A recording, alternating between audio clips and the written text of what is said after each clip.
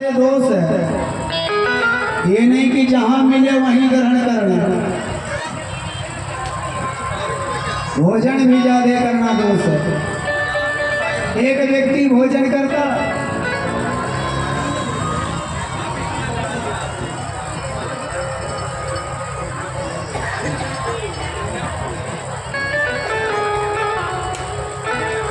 और जब जहां खाए वहीं सो जाए, जहां खाए वहीं सो जाए। और व्यक्ति बार बार यही कहे कि दाने दाने पर लिखा है खाने वाला का नाम।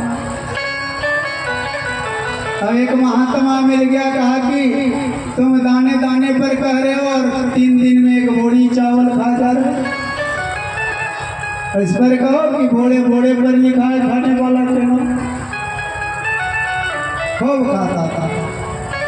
अब उस व्यक्ति को क्या पता कि कुछ दिन समय बीतेगा, भाई का शादी विवाह जब हो जाएगा तो घर भी छोड़ना पड़ेगा। अब शादी विवाह हुआ, उस व्यक्ति का भाभी आई, अब घर से धक्का दे करके निकाल दिया। अब सबसे बड़ा परेशानी, हम कहाँ जाएंगे। जो व्यक्ति घर से कहीं गया नहीं है तो सबसे बड़ा तो डर होता है, जाएंगे तो खाएंगे क्या, कौन खिलाएगा, और कहीं खा भी लेंगे तो सोने का जगह कहाँ मिलेगा। यही सबसे बड़ा लफड़ा है। इसलिए समय मिले तो सारे खाने पीने के व्यवस्थाएं तीर्थराज प्रयाग भी जरूर एक बार जाइए।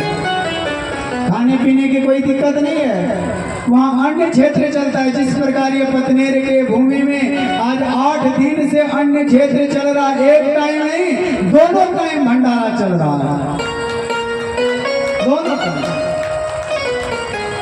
जिस प्रकार अग्नि में आहुति चल रहा है, उसी प्रकार इधर विद्यालय जो स्कूल है, स्कूल में खूब भंडारा चल रहा है, खूब। इसलिए समय मिले तो प्रयागराज भी जाइए और वृंदावन की पावन भूमि में अवश्य जाइए। एक बार जो वृंदावन की पावन भूमि में प्रवेश करता है तो भक्ति रूपी ऐसा रंग लग जाता है, तो बार बार वृंदावन जाने का प्रयास करता है। इसलिए अवश्य एक बार वृंदावन जाइए। अब उस व्यक्ति को जब निकाल दिया तो व्यक्ति वहां से निकला, कहाँ जाएगा, आगे बढ़ा, एक आश्रम मिला। आश्रम के दरवाजे पर एक हट्टे कट्टे पहलवान देखा।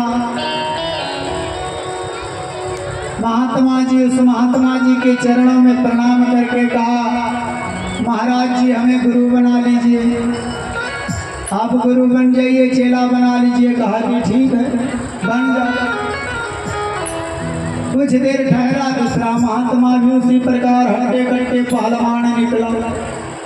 उस व्यक्ति को लगा कि यहाँ खाने पीने का सुंदर व्यवस्था है, तब तो सब मोटा मोटा ही निकल रहा है। ठहर गया, सुंदर भोजन मिला।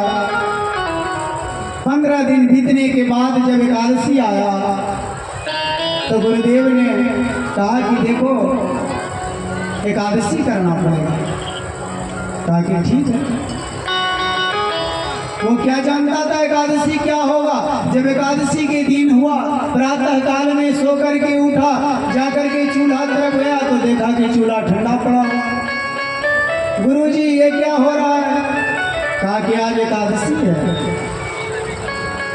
कहा कि एकादशी है। कहा कि हाँ। कहा कि एकादशी का आज उपवास रहना पड़ेगा।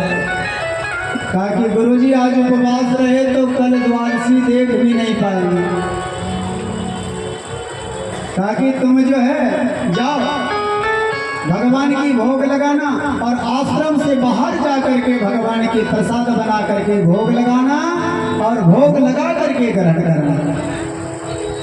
अब प्रसाद लेकर के गया और जा करके मोटा मोटा टिक्कर बनाना नदी के किनारे, और एक पीपल के वृक्ष के छांव पर बैठ करके उस व्यक्ति ने अब जो ही प्रसाद ग्रहण करता तो याद पड़ा कि अरे भगवान को बुलाना है। भगवान को बिना बुलाए हुए कैसे भोजन ग्रहण करें। अब उस व्यक्ति का देखिए कितना हृदय निर्मल है। निर्मल मन हो तो रघुवीरा माँ सबरी घर जाती। इसलिए आपका हृदय निर्मल होगा तो भगवान अवश्य आपके घर में आएंगे, कोई संदेह नहीं है। अब उस व्यक्ति ने कितना प्रेम से भगवान को पुकारा, आइए हम लोग भी पुकारेंगे। क्या कहा? प्रभु राम आइए, राजा राम आइए, मेरे भोजन को भोग लगाइए। राजा राम आइए, मेरे राम आइए, मेरे भोजन का भोग लगाइए।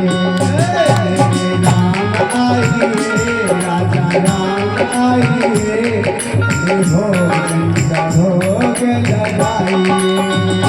राजा राम आइए, मेरी राम आइए, मेरे भोजन का भोग लगाइए। कितना प्रेम से पुकारा, भगवान नहीं आया। तब भक्त को लगा कि भगवान जब आए नहीं तो हम क्या करें। भक्त को लगा कि शायद भगवान उस ठकुरबाड़ी आश्रम की चिंता में होंगे कि वहां हम जाएंगे, वहां सुंदर भोग मिलेगा। इसलिए उस भक्त ने कहा कि वहां भी चूल्हा चक्की सब ठंडा पड़ा है, आप वहां के आशा में मत रहिए।